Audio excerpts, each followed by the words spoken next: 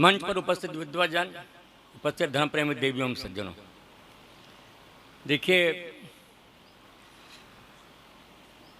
संस्कार पर बड़ी चर्चा हो रही है, थोड़ी सी मैं भी करूँगा।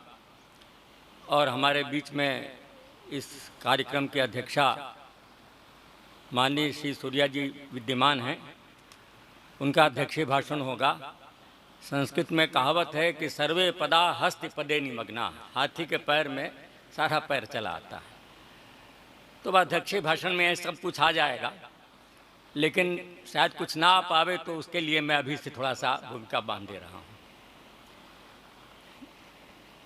हम बच्चे का सबसे पहले जो संस्कार करते हैं, तो कुछ तो ऐसे संस्कार होते हैं जब बच्चा जन्म नहीं लेता तभी हो जाता है। संस्कार विधि आपने पढ़ी होगी, गर्भाधान है, पुंसवन है, सीमंतोन्नयन है। लेकिन जो सबसे पहले साक्षात बच्चे का लोक से परिचय होता है, वो नामकरण से होता है। बच्चे का नाम क्या रखा जावे। हमारे एक मित्र है, वो कहते थे कि बच्चे का नाम देख के बता सकता हूँ कि मैं कब पैदा हुआ था। कारण ये संस्कार विधि में लिखा हुआ है कि ये नक्षत्र हो, इस प्रकार का नाम रखे, कवर्ग होना चाहिए, चवर्ग होना चाहिए, पवर्ग होना चाहिए। अब जैसे मनमाना नाम रख लीजिए वो तो अलग बात है। मनुष्य की औसत आयु क्या है इस समय? हमारे यहाँ वेद में माना गया है कि मनुष्य की औसत आयु 100 वर्ष है। औसत है ये। जैसे इस समय भारतवर्ष में मनुष्य की औसत आयु लगभग 65 वर्ष है। अमेरिका में, रूस में, कनाडा में, जहाँ अच्छा सुविधा है चिकित्सा के, खान पान बढ़िया, कैलोरीज हैं, वहाँ 75 वर्ष मानी गई है। इथियोपिया में, सोमालिया में, बहुत सारे अफ्रीका के, उगांडा में, जहाँ बहुत कम परेशानी से बच्चे पल पा रहे हैं, चिकित्सा सुविधा भी बहुत कम है, वहाँ औसत आयु 50 वर्ष से भी कम है। आपको आश्चर्य होगा। और मनुष्य का जो औसत आयु वेद में बताया गया है कि मनुष्य की औसत आयु 100 वर्ष की है। औसत आयु है। जब औसत है, जैसे आज 65 वर्ष की औसत आयु मानी जाती है भारतवर्ष में। रायबरेली में एक बुढ़िया थी, अब तो मर गई, 120 वर्ष थी औसत। इसी प्रकार से रायबरेली का रहने वाला, वहाँ भी इस समय जो सबसे ज़्यादा उम्र की कोई महिला है, उसकी उम्र 104 वर्ष है।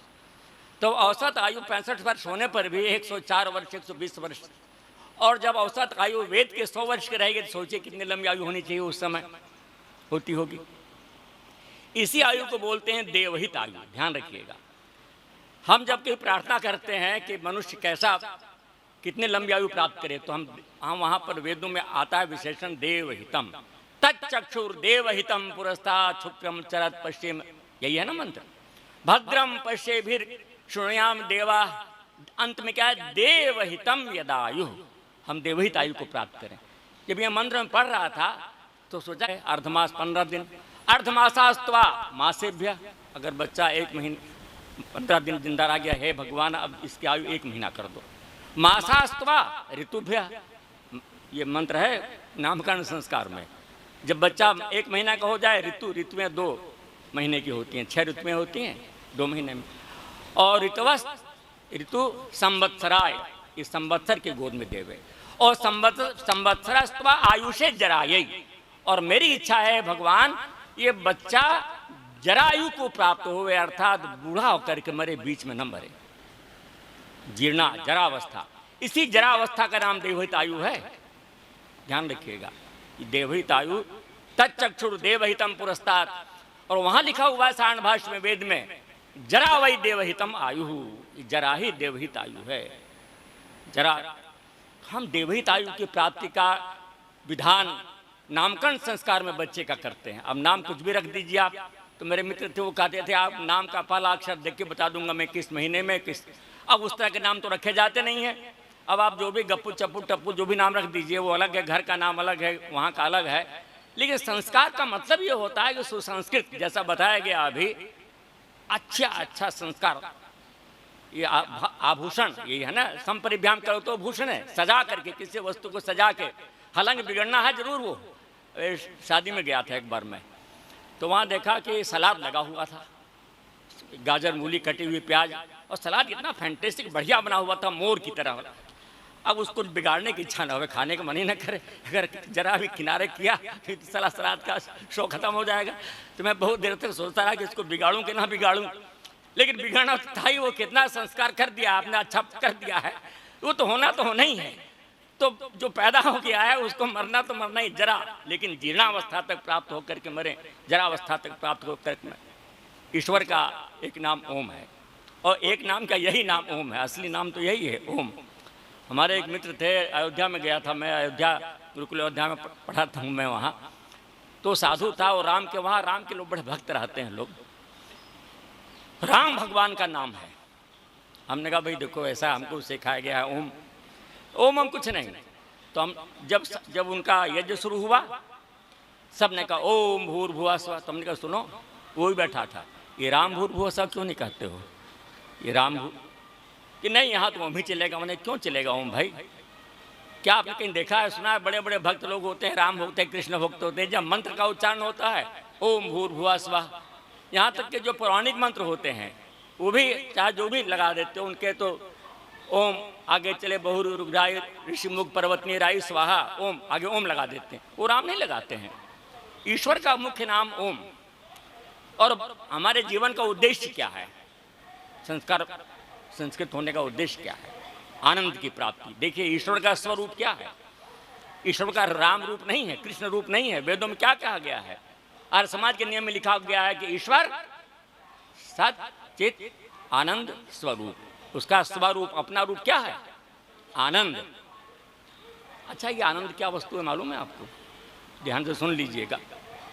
3 शब्द हैं, सत चित आनंद। सत का मतलब सत्ता, ये पृथ्वी ये सत है, लेकिन इस पृथ्वी में, सूर्य में, या जो कुछ भी पेड़ पौधे औषधियाँ वनस्पतियाँ, नदी जल पहाड़, इसमें चेतनता नहीं है। चेतनता कहाँ है? आत्मा में है। तो आत्मा में 2 गुण है, एक सत और दूसरा चित्त। अभी बता रहे थे वरुण जी, ये रथ है, रथ है ना। एक बार मैं गया हुआ था दिल्ली, तो वहाँ एक लड़के ने लिखा कि अर्थी जा रही है। ध्यान दीजिए, कितनी छोटी बात बता रहा हूँ लेकिन कितने महत्वपूर्ण है। उस अर्थी जिसको कंधे पर देकर उठाते हैं 4 आदमी, जब मरने के बाद मृत्यु होती है तो अर्थी, उसने रा लिखा छोटा, अर्थी। तो हमने भी कहा, डॉक्टर नामवर सिंह हिंदी के बड़े भारी साहित्यकार जीवित थे, कि अर्थी में रा छोटा नहीं, अर्थी में रा पूरा होना चाहिए, अर्थी ये लिखिए आप।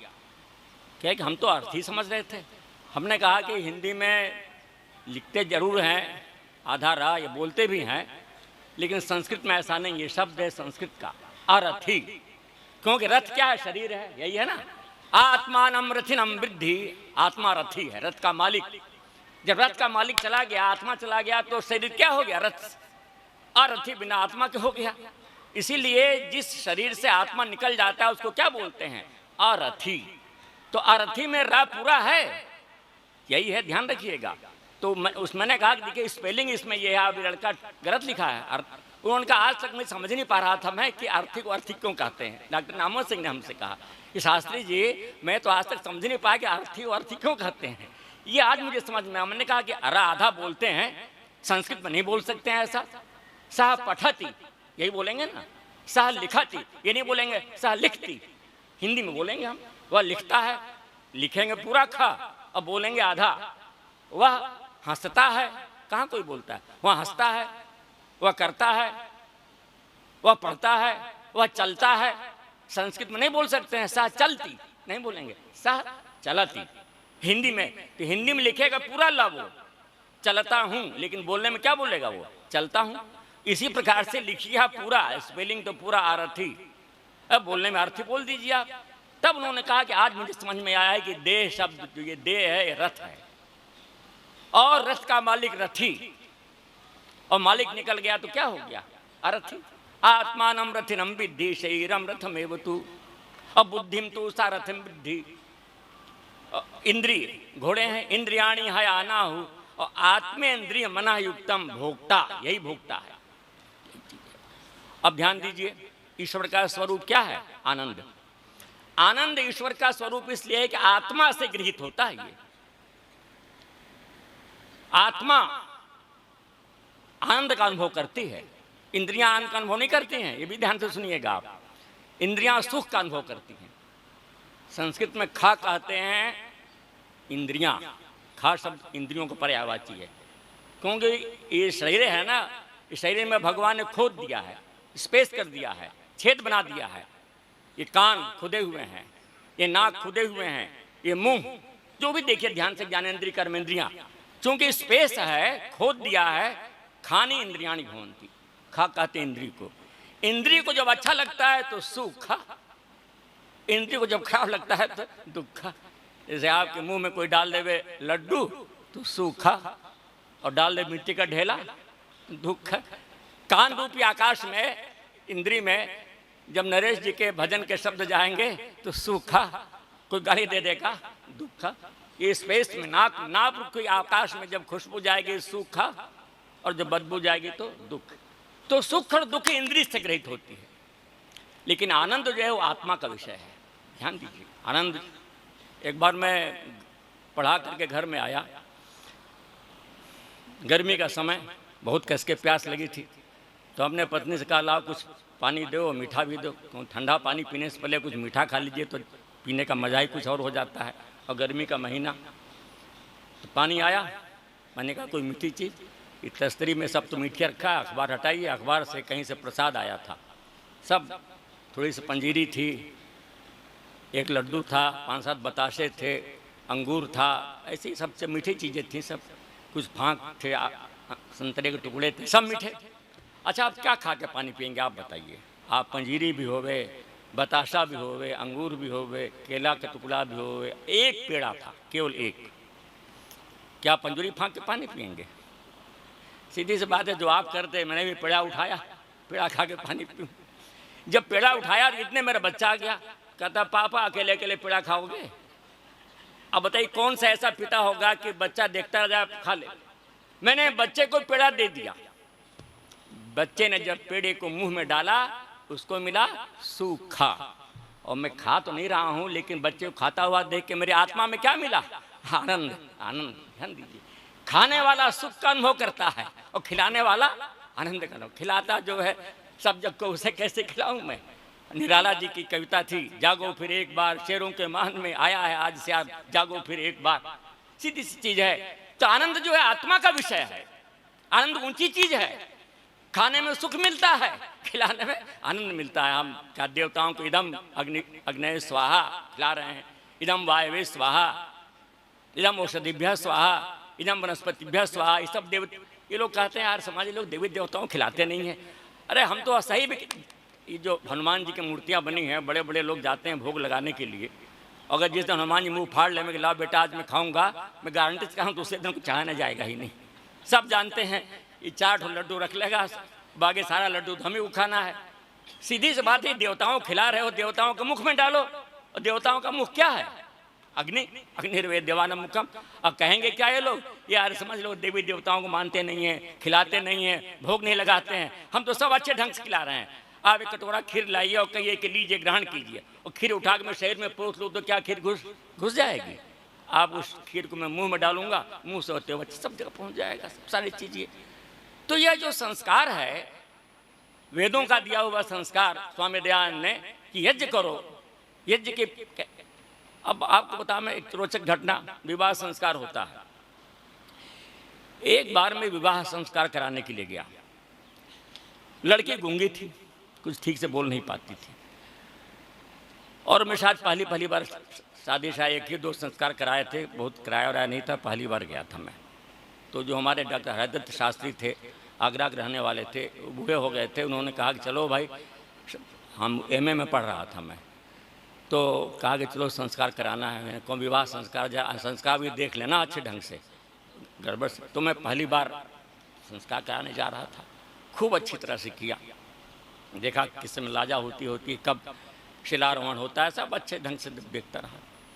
मुझे नहीं मालूम था कि लड़की गूंगी है, ये हमको भी नहीं, बहुत लोगों को नहीं मालूम था। संस्कृत में कहावत है कि जब शादियां तय होती हैं, पहले भी वही था और आज भी वही है, ज़्यादा कोई फर्क नहीं हमको लगता है। धनम इच्छति पिता नित्यम, लड़के का बाप तो चाहता है पैसा खूब मिले, धनम इच्छति। और माता रूपवती मधुम, और माँ चाहती है कि बहुत बढ़िया सुंदर रूप, गोरी चिट्टी, देखने में मज़ा आ जावे, अच्छा। और बांधवा कुलमिच्छन्ति, बंधु बांधव चाहते हैं कि अच्छा खानदान मिले, घर के लोग, लड़के घर वाले जज हों, बैरिस्टर हों, वकील हों, पार्लियामेंट के मेंबर हों, उद्योगपति हों, हर ये चाहते हैं ना, जो सही बात है। वो भी तब भी था और आज भी ये लागू है। संस्कृत की कहावत आज भी बिल्कुल सही नजर आती है। धनम इच्छति पिता नित्यम और माता रूपवती मधुम और बांधवा कुलमिच्छन्ति। और दूसरे लोग क्या चाहते हैं? मिष्ठान्नम इतरे जना, लोग चाहते हैं बढ़िया मिठाई मिले, स्वागत सत्कार हो, हमको क्या लेना देना, लड़का लड़की कैसे हैं, क्या लेना देना। मेरी भी वही स्थिति थी लगभग। शादी कराने गए, अब वहाँ संस्कार विधि में पौराणिक लोग संस्कार कराएंगे तो ये नहीं बोलेंगे इमं मंत्रम पत्नी पठेत, स्वामी ध्यान लिखा है ना, प्रमेयाना पथि पंथा पति लोकम, कुछ मंत्र ऐसे हैं लड़की को ही बोलने पड़ते हैं। अमुहस्मि सात्वम ऋगाम पृथ्वीत्वम तावे विवाह वही सहरे तो दधा वही प्रजान प्रजनया वही, दोनों मिलकर पढ़ते हैं। तो लड़के ने अपना मंत्र पढ़ दिया, बोला पढ़ दिया। लड़की चूंकि गूंगी थी, ये बात छिपा दी गई थी। उस जमाने की घटना बता रहा हूँ जिससे मेरी शादी भी नहीं हुई थी। मेरी उम्र मुझे 20-22 साल की हो गया, आज से लगभग मेरी उम्र 75 वर्ष। मैं कृष्ण जन्माष्टमी से 75वें वर्ष में प्रवेश मैंने किया, 75 वर्ष का हूँ मैं। तो आप सोचिए लगभग 50 वर्ष पुरानी घटना, 52 वर्ष पुरानी, सोचिए क्या। तो थोड़ी हकलाती थी, गूंगी थी, क्या था पता नहीं। तो हमने कहा पढ़ो भाई, बहन जी आप भी पढ़िए, बोलिए। वो बोले ही ना। तो लड़के वाले ने सोचा कहीं भेद खुल ना जावे, बोल पाएंगे नहीं मंत्र, गड़बड़ हो जाएगा। तो उन्होंने कहा पढ़ने आगे चलिए, आगे चलिए, आगे बढ़िए, आगे बढ़िए। हमने कहा आगे किसे बढ़े भाई, मैं पहली बार तो शादी करा रहा हूँ। लड़के ने पूरा मंत्र पढ़ा है, ये लड़की बोल नहीं रही है। अब खुसफुस शुरू हो गया, बोल क्यों नहीं रही है। अब वो लड़का जो था, चूँकि बाप ने शादी था, उस जमाने में लड़के कुछ ज़्यादा ही पितृभक्त हुआ करते थे। आवाज़ तो नहीं, 2 पीढ़ियाँ निकल गई, 50 वर्षों में 2 पीढ़ियाँ बदल गई।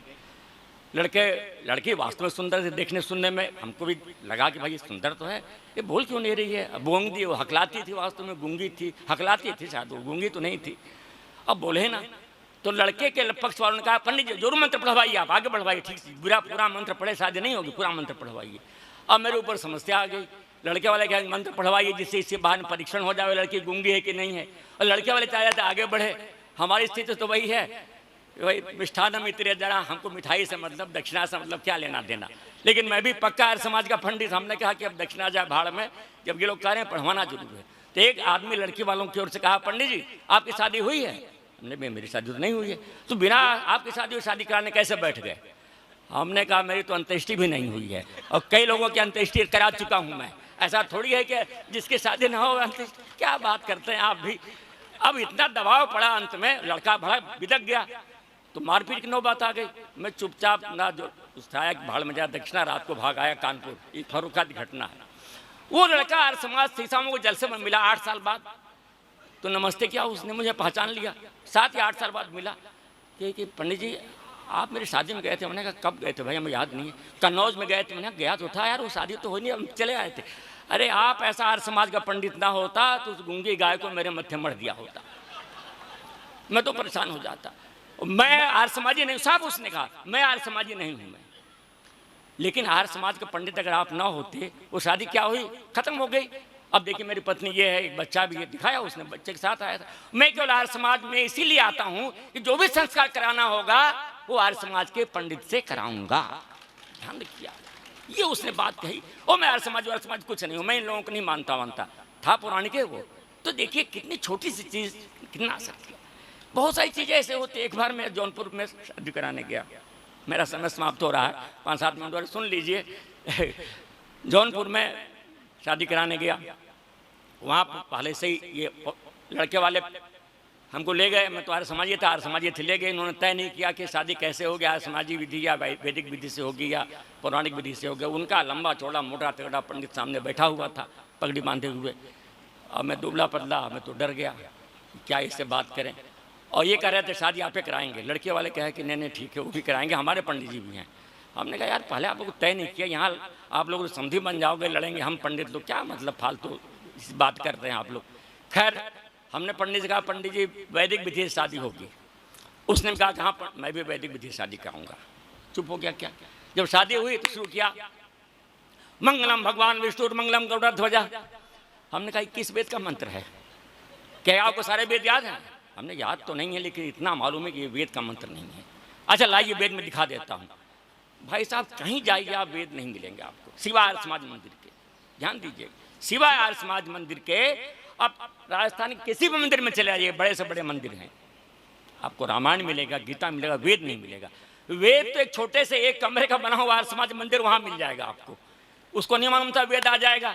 बगल में आर्य समाज जौनपुर था, हमने कहा ले आओ भाई वेद चारों ले आओ, दिखाओ कहाँ। अगर वेद में मंत्र दिखा दीजिए तो आप शादी कराएंगे, और नहीं तो फिर मुझे कराने दीजिए। हाँ ठीक है। उस जिंदगी में पहली बार तो उसने वेद देखा था, जो भारतीय नाजी वाला बड़ा बड़ा साइज का वेद नहीं है, बड़े से वही ला के रख दिया। वो देख के चकराया, कहा अब कहाँ ढूंढ। मैंने कहा भाई साहब इसमें ये मंगलम भगवान विष्णु मंगलम गौंडर ध्वज जो शुरू कर रहे हैं ये है ही नहीं, इसमें आप दिखा दीजिए, शादी कराइए, हमें आराम से बैठा हूँ मैं, कोई जल्दी नहीं है। रात को 1:30 बज रहा है, 2 बजे शुरू होगी शादी, 2:30 बजे शुरू होगी, होना क्या है। अभी आपने भी कहा वैदिक विधि से होगी, मैंने भी कहा वैदिक विधि से होगी। अब उस बेचारों को मालूम नहीं था ये मंत्र है भी कि नहीं है, तो कहाँ है। तब जब उसने कहा ठीक है आप ही कराइए, तब इस प्रकार से जबरदस्ती फिर मुझे लोगों ने बैठाया और मैंने शादी कराई। तात्पर्य कहने का यह है कितने प्रकार की समस्याएं परेशानियां आ जाती हैं, कैसी कैसी आ जाती हैं, बड़ा मुश्किल है।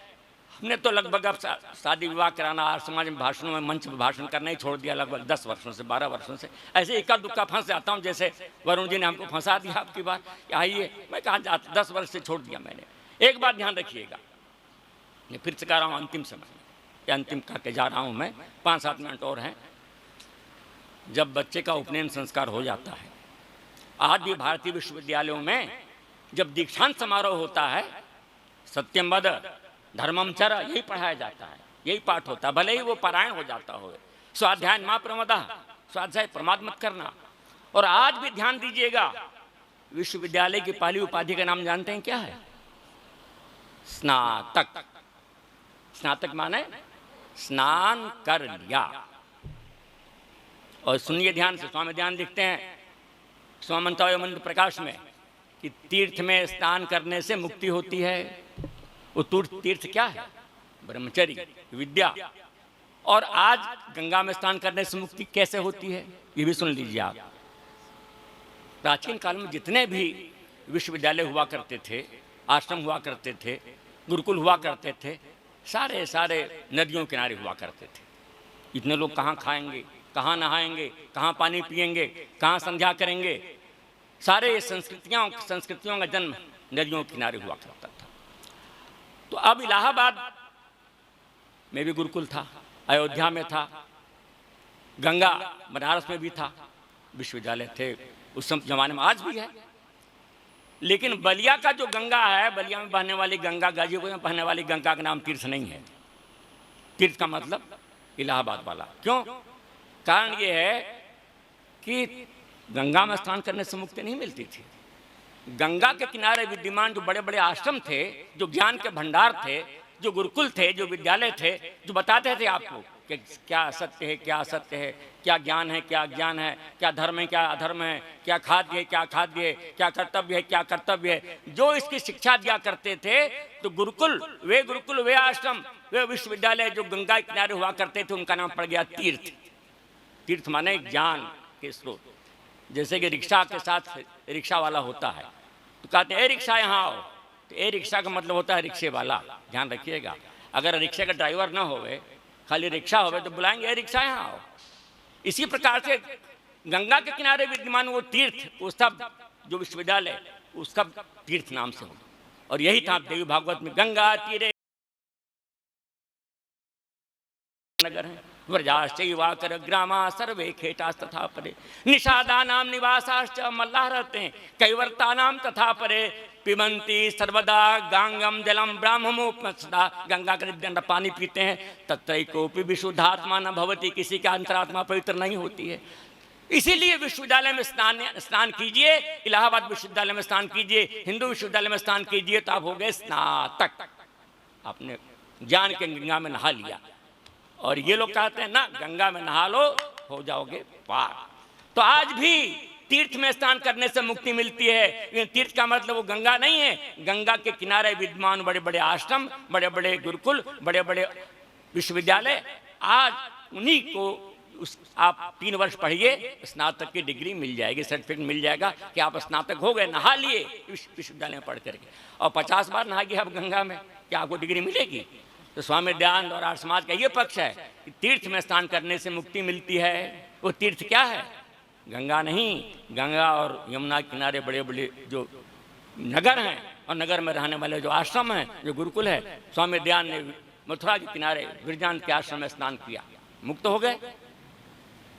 तो हमारा देह, हमारा मन, हमारा विचार ये पवित्र कैसे हो गए? इस संस्कारों के माध्यम से।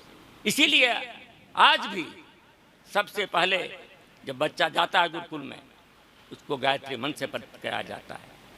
देखो भाई, तुम ध्यान रखो, ईश्वर का ओम ये मुख्य नाम है, ये ईश्वर का सत्य नाम है, ये प्रमुख नाम है।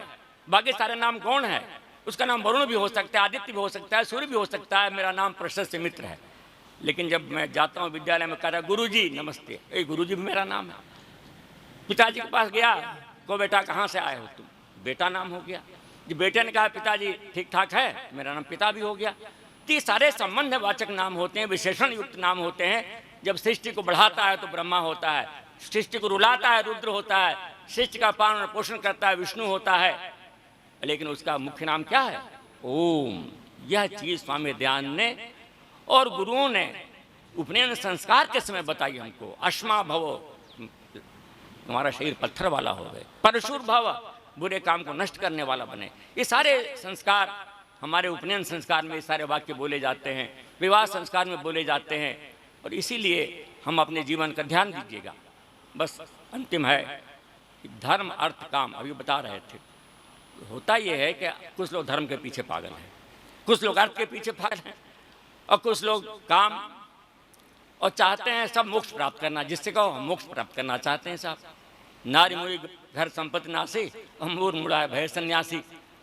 सारा जीवन बर्बाद कर दिया, धन नष्ट कर दिया जुए में, लड़के आवारा बन गए, कुछ नहीं हुआ, कुछ नहीं बचा।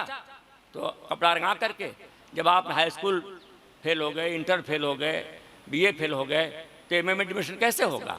तो धर्म बिगाड़ लिया, अर्थ बिगाड़ लिया, काम बिगाड़ लिया, और सीधे मोक्ष प्राप्त करना चाहते हैं वो। धर्म पूर्वक अर्थ, अगर अर्थ उपार्जन हो धर्म पूर्वक, धर्म पूर्वक अर्थ, धर्म पहले है, सबसे पहले धर्म पूर्वक अर्थ, धर्म पूर्वक काम, पत्नी बच्चे, ये किस प्रकार से धार्मिक संस्कार से युक्त होवे, हमारा संस्कार होवे। बहुत लोग, हमारे एक बड़े अच्छे मित्र थे, अब तो रिटायर्ड हो गए, मेरे साथी थे। एक बड़ा रोचक किस्सा सुना, खत्म करता हूँ, आप सुनेंगे तो मज़ा आएगा। उनकी शादी बचपन में हो गई, पता नहीं हो जाती है। अच्छा, वो शायद मुश्किल से 18-19 साल की उम्र में थे। पत्नी बिल्कुल गांव की थी, कोई खास सुंदर में भी नहीं थी, ऐसी देखने सुनने में थी। क्योंकि हमसे कुछ सीनियर थे, 2-4 साल बाद वो IAS बन के बाद में कंपटीशन किए 25-26। जब IAS बन गए तो उनको लगा कि हमारी पुराने वाली पत्नी ठीक नहीं है, तो उसको गांव में छोड़ दिया। हम तो उसको पहचानते थे। तो जब मैं मिलने गया, हमारे यहाँ आवास विकास के वो चेयरमैन होकर गया, रायबरेली में आया विकास प्राधिकरण के, तो उन्होंने जी याद किया, तो मैं गया मिलने। तो देखा तो बड़ी सुंदर सी स्त्री है। तो मैं चक्कर में पड़ा कि ये तो पत्नी इनकी नहीं हो सकती है। तो मैंने पूछा उनसे कि भाभी जी क्या यही है? कि नहीं नहीं, वो असल में थे, गांव में है, लड़का भी वहीं है, और जानते ही हैं आप, क्या छिपाना आपसे, हमको जगह जाना पड़ता है, सोसाइटी अटेंड करनी पड़ती है। ये मैंने पहले क्लर्क थी, लेकिन स्टोन रही होगी, थी सुंदर, इसको मैंने पत्नी के रूप में रख लिया जो कर। उसके बाद फिर वो 10 वर्ष बाद डीएम होकर के आया रायबरेली में। फिर हमको याद किए वो, हमने कहा चलते मिलाते हैं। तो देखा तो एक और तीसरी स्त्री थी। हमने कहा एक चक्कर क्या है? तो मैंने कहा कि ये तो वो नहीं है। अरे हाँ वो थी, वो भी थी, उससे कोई पुत्र नहीं हुआ, वो बांझ थी, और ये है वो है, छोड़ दिया था। हो गया होगा, चलो भाई कोई बात नहीं। अब गाजियाबाद में आखिरी बार रिटायरमेंट के 2 साल पहले हमको मिले, तो उनकी वही पुरानी पत्नी गाँव वाली हमको दिखाई पड़ी। हमने कहा यार ये कैसे? कहा कि शास्त्री जी क्या बताऊं, दोनों ने धोखा दे दिया मेरे साथ। ये जो अब क्या बताऊं, लड़का था, लड़कों को हमारी पत्नी ने किसी तरह से पढ़ाया, जिला परिषद में अध्यापिका बन गई, और अब सबने साथ छोड़ दिया। मैं भी अगले साल रिटायर्ड हो रहा हूँ, मुझे गठिया भी हो गया है, ब्लड प्रेशर बहुत हाई रहता है, शुगर इत्यादि बहुत सब परेशानियाँ थी उसको। और मेरी उम्र के थे वो, मेरी उम्र उसमें रही होगी 60 वर्ष की, 62 वर्ष के, तो 75 वर्ष से 10 वर्ष पुराना जब रिटायरमेंट उनका था, मैं 62 में रिटायर्ड हुआ, वो 60 में रिटायर्ड हुए थे। तो अब देखिए, अब पुरानी वाली पत्नी ध्यान आ गई, जो सारी समस्या पूरा घूम घाम करके हमने कहा देखो वो धार्मिक, वो धर्म काम था, वो धर्मपूर्वक धर्मपूर्वक अर्थ और ये धर्मपूर्वक काम, ये जो तुम्हारी पत्नी थी वही धार्मिक थी, वही धर्म काम थी, वही। अब तुमने सारा नष्ट भ्रष्ट करके सारा जीवन अंत समय में आए हो। हम ऐसा ना करें, भटकते हजामें, हमारा जीवन धार्मिक भी होवे, अर्थ युक्त भी होवे, लेकिन अर्थ धर्म के साथ होवे, और काम भी धर्मपूर्वक होवे। धर्म अर्थ काम तीनों सिद्ध कर लिया तो मोक्ष तो अपने आप मिल जाएगा, कोई फर्क नहीं पड़ता है। हे ईश्वर ध्यानिधे भगवत कृपया अनेन जपोपासना कर्मणा धर्मार्थ काम मोक्षाणाम सद्य सिद्धिर्भवेन्न। ओम नमस्कार।